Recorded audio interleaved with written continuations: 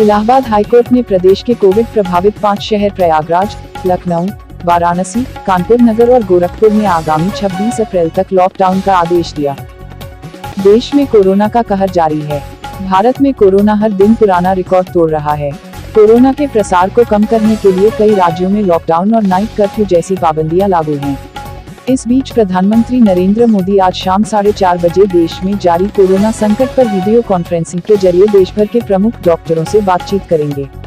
इसके अलावा पीएम मोदी शाम 6 बजे देश की शीर्ष फार्मा कंपनियों के साथ वीडियो कॉन्फ्रेंसिंग के माध्यम से बैठक भी करेंगे। इससे पहले प्रधानमंत्री नरेंद्र मोदी ने सुबह से 11 बजे भी एक अहम बैठक की है। प्रधानमंत्री की इन बैठकों के बाद किसी कड़े फैसले की उम्मीद जताई जा रही। दिल्ली में लगा लॉकडाउन। कोरोना संक्रमण के बढ़ते मामलों और बिगड़ते हालात के बीच बड़ा फैसला लिया गया है। सप्ताहांत में लगाए जाने वाले कर्फ्यू के बजाय अब दिल्ली में आज रात से लेकर अगले सोमवार की सुबह तक लॉकडाउन घोषित कर दिया गया है। बिहार में कोरोना को बेकाबू होता देख सीएम नीतीश ने नाइट कर्फ्यू का ऐलान कर दिया है। अब रात 9 से सुबह 5 बजे तक लोगों के अनावश्यक मूवमेंट पर पाबंदी होगी। इसके साथ ही स्कूल समेत अन्य शिक्षण संस्थान को 15 मई तक बंद रखने का आदेश जारी किया गया है। देश में कोरोना संक्रमण का फैलाव तेजी से बढ़ता जा रहा है। इस बीच रेलवे ने कई ट्रेनों को आज से रद्द करने का फैसला किया है। संभावना जताई जा रही है कि रेलवे अभी और ट्रेनों को रद्द कर सकती है। उत्तर प्रदेश के संभल जिले के एक ही पुलिस स्टेशन के 7 पुलिसकर्मी कोरोना से संक्रमित पाए गए, जिसके बाद पुलिस स्टेशन को बंद कर दिया गया है। संक्रमित पुलिस अधिकारियों और अन्य कर्मचारी घर पर क्वारंटीन हैं और हयात नगर पुलिस स्टेशन को अगले 48 घंटों के लिए सैनिटाइजेशन के लिए बंद कर दिया गया है। राहुल गांधी के बाद अब ममता बनर्जी ने पश्चिम बंगाल चुनावों के दौरान ऐलान किया है कि वो अब चुनावी रैली नहीं करेगी। ममता ने ऐसा कोरोना वायरस के बढ़ते संक्रमण की वजह से किया है। कोविड-19 के कहर को कंट्रोल करने के लिए लगाई गई पाबंदियों के चलते शेयर बाजार पर बहुत बड़ी मार पड़ी है। सिर्फ पहले आधे घंटे के कारोबार में ही निवेशकों के 5.27 लाख करोड़ रुपए डूब गए हैं। लखनऊ में वरिष्ठ पत्रकार तविशी श्रीवास्तव की कोरोना के चलते मौत हो गई। संक्रमित होने के बाद तविशी को समय पर इलाज नहीं मिल पाया।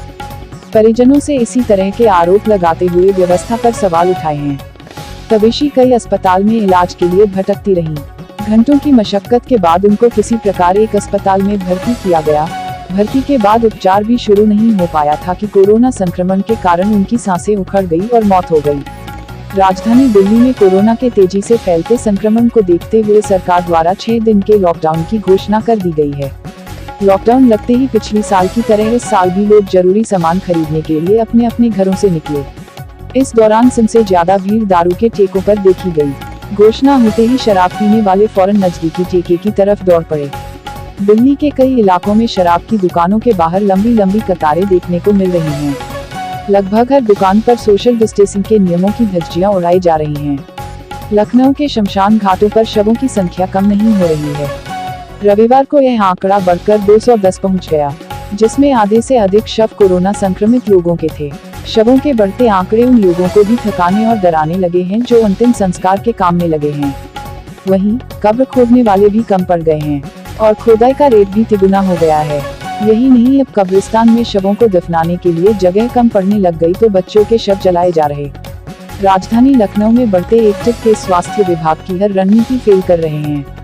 मुख्यमंत्री के निर्देश के बाद 30 मार्च के मुकाबले 18 अप्रैल तक 6.85 गुना बेड बढ़े हैं, लेकिन इसी अवधि में एक्टिव केस की संख्या 15.29 गुना बढ़ गई है।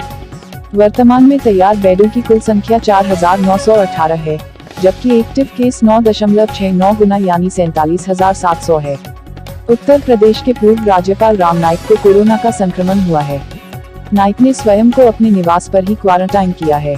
हल्का बुखार आने पर श्री राम नाईक ने जांच करवाई, जिसमें उन्हें कोरोना का संक्रमण पाया गया। महाराष्ट्र में कोरोना के केस लगातार रिकॉर्ड तोड़ रहे हैं। कोरोना के आंकड़ों के मुताबिक महाराष्ट्र में हर घंटे 2,859 लोग कोरोना वायरस की चपेट में आ रहे हैं और हर 3 मिनट में एक मरीज की मौत हो रही है। उत्तर प्रदेश की राजधानी लखनऊ में कोरोना संक्रमण की वजह से हालत दिन ब दिन खराब होते जा रहे हैं। चिकित्सीय व्यवस्था पूरी तरह से चरमरा गई है। इस बिगड़े हालत को काबू में करने के लिए राज्य सरकार ने अपर निदेशक के साथ 3 संयुक्त निदेशक को तैनात किया गया है।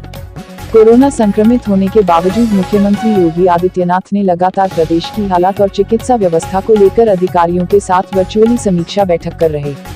उत्तर प्रदेश पंचायत चुनाव में आजमगढ़ के लालगंज विकासखंड सरुपहा गांव में फर्जी वोटिंग की सूचना पर कुछ लोगों द्वारा बैलेट बॉक्स में पानी डाल दिया, जिसके बाद प्रशासन द्वारा जिन 2 बूथों पर बैलेट बॉक्स में पानी डाला गया था उनका चुनाव निरस्त कर दिया।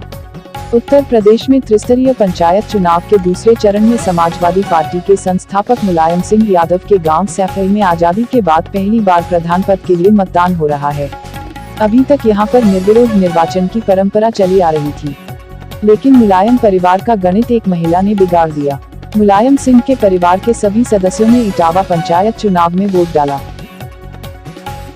उत्तर प्रदेश में रोज बढ़ते कोरोना वायरस के नए संक्रमण के बाद भी फिलहाल मुख्यमंत्री योगी आदित्यनाथ कंप्लीट लॉकडाउन के पक्ष में नहीं हैं। आज टीम 11 के साथ समीक्षा बैठक में स्पष्ट किया है, सीएम योगी आदित्यनाथ का निर्देश है कि ऑक्सीजन की उपलब्धता बढ़ाने के साथ कोविड प्रोटोकॉल का उल्लंघन करने वालों के साथ सख्ती करें। सीएम योगी आदित्यनाथ ने साफ कर दिया है कि उत्तर प्रदेश पूर्ण लॉकडाउन नहीं लगेगा। लखनऊ में कोरोना के गंभीर मरीजों की जान बचाना दिनों दिनों मुश्किल होता जा रहा है। आईसीयू व वेंटिलेटर पर भर्ती मरीजों में रिकवरी के लिए लगाए जाने वाले रेमडेसिविर इंजेक्शन का बचा खुचा स्टॉक भी पूरी तरह खत्म हो गया। केमिस्ट एसोसिएशन के अनुसार अगले 1-2 दिनों तक इसके आने की कोई उम्मीद नहीं है।